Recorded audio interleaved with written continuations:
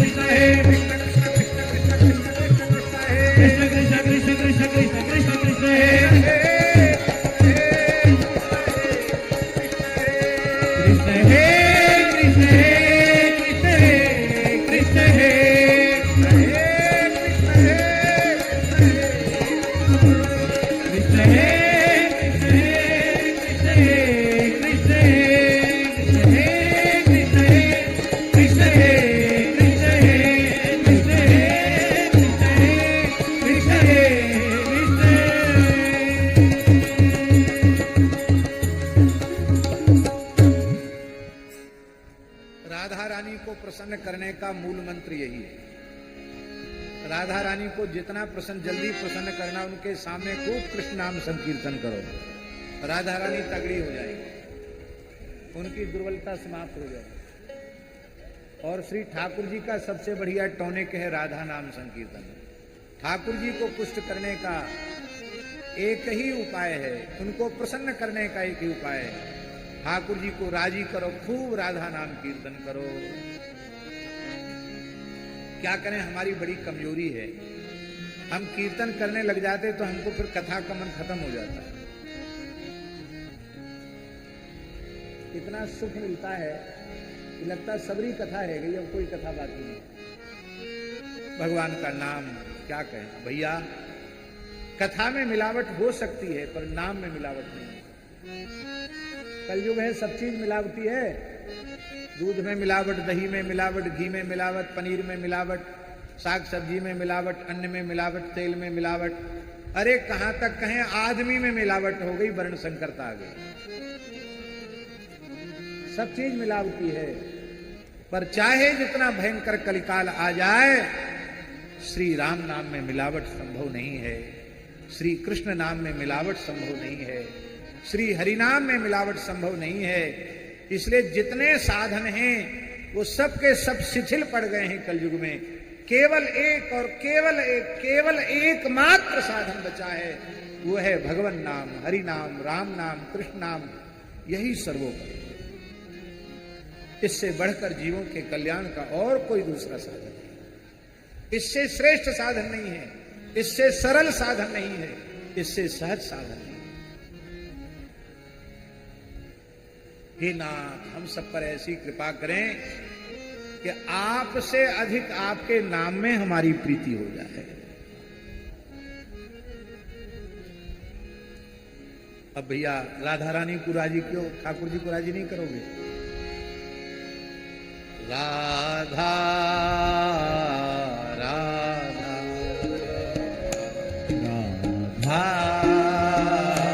राधा, गाइए, सब गाइए। कृष्ण नाम तो थोड़ा कठिन है उच्चारण में, बहुत से लोग चुप रह गए, पर भैया राधा रानी बहुत भूरी है, उनको नामों बहुत सरल है।